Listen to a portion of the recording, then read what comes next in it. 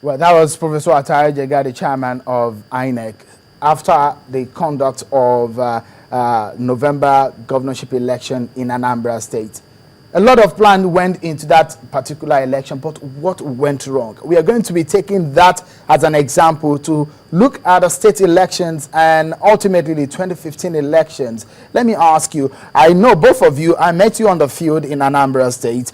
We saw the run-up to that election. INEC prepared so well. We saw it and everybody gave thumbs up to INEC, looking at the preparations, what they have on ground, but something went wrong. Let me start with you, Yemi. What do you think went wrong, considering the huge preparations INEC have? We're looking at these, taking a leaf from these to the elections that we're going to be having later in the year.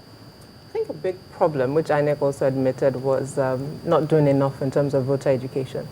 So from the addendum list of 2011, they're trying to phase that out. So which meant they needed people to go in and verify that they were part of the biometric voters register. A lot of people didn't realize that. So as long as they had their voters card, they showed up. As long as they had registered, they showed up. So a lot of people didn't have their names on the list. So that was one of the major problems, so, which people felt very disenfranchised because they couldn't vote. That was number one. Number two, INEC still has fundamental logistic issues with just getting materials from point A to point B. There was the electoral officer in Demili North who was caught trying to scuttle the process, and there was just delayed materials getting to places, not enough material. So there were still fundamental logistical issues. And also because for the context of Anambra, there was a lot of tension. The particular local government that had a lot of problem was the stronghold of a candidate.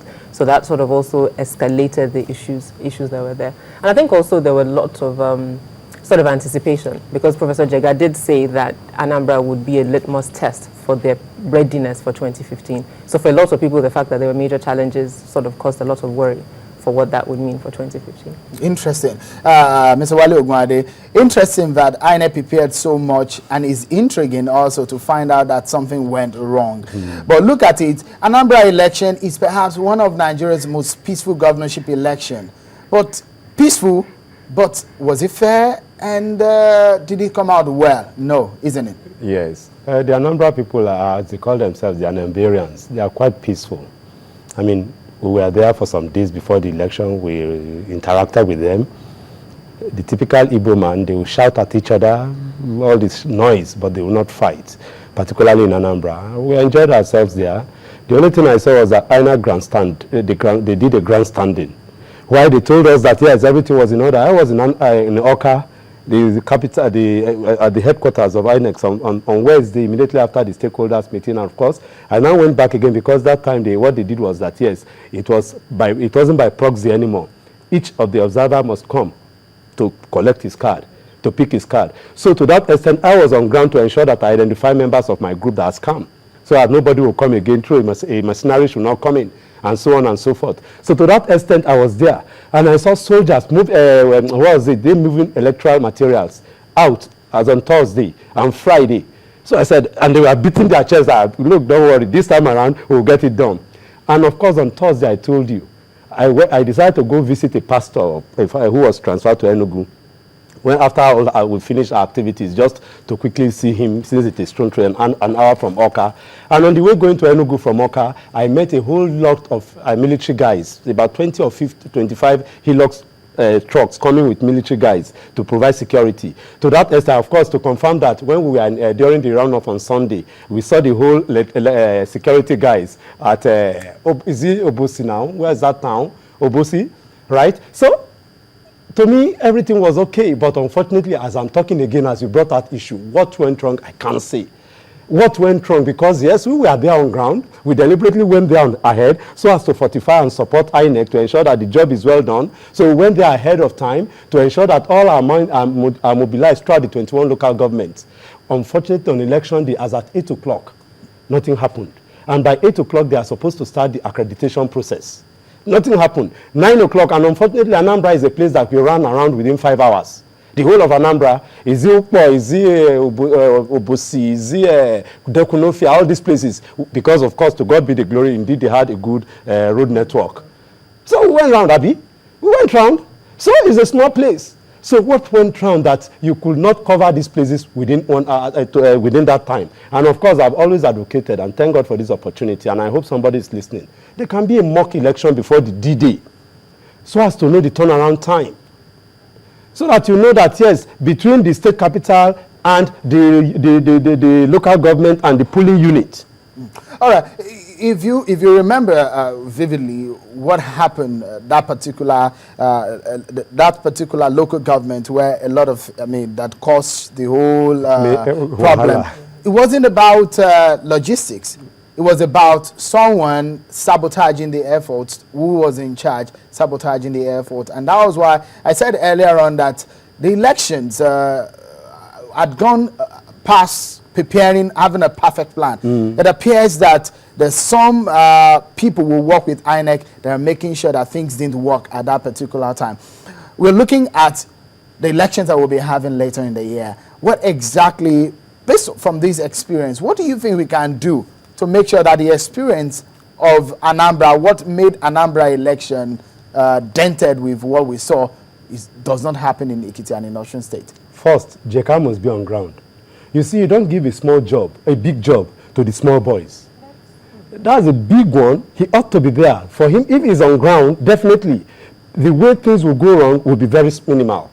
Obviously, if he's on ground. You believe if he's on ground? There were at least six or so resident electoral commission from other states who came. These are senior INEC officials. But in 2015, what then happens? There were 36 states running elections. So yes. Be in all 36 no. I'm going somewhere. You see, by the time you set a good example on ground and you ensure that things are done right, and people know that indeed there is not going to be a no for an answer or no rationalization or not trying to give excuses, everyone will still sit up.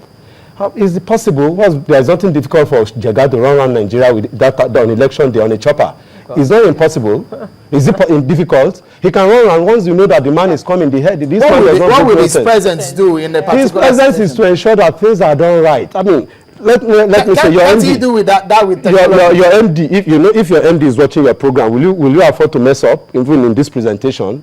If your chairman, if he's watching this program, you ensure that you bring out your best. So if Jega is on ground, definitely the small boys will ensure that they put up. They will not want any.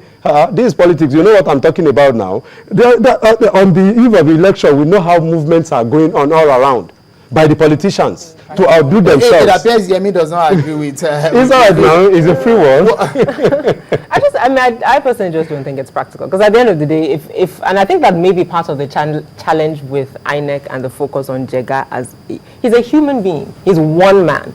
I think we should look at INEC more as the institution, and what are the challenges within the institution that continuously makes it very difficult for promises or supposed plans, as you said, to actually then get implemented. It's a general Nigerian issue. We talk about that, our problems with personalities and institutions. So what are the challenges within INEC? And I think maybe when we talk to Mr. Idowu, he can speak to that much more than I would be able to. But what are the fundamental challenges within INEC as an institution? So it's not about Jega as a person. Jega should be able to sit in Abuja and understand what's going on in the I don't think it should be bouncing up all around states. What I'm quite aware of is the fact that INEC has a situation room in Abuja on state elections and even in the general elections where we have Professor Atari Jega and other senior officers of the commission where they monitor the election. I believe that the election could be monitored by proxy.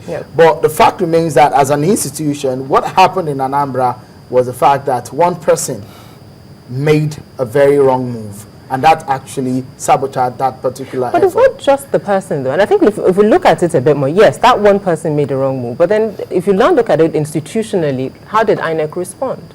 Now, you had one person who made a wrong move. How soon did INEC find out? How soon did INEC respond to that situation? How soon did INEC communicate with the registered voters in that community so they're aware?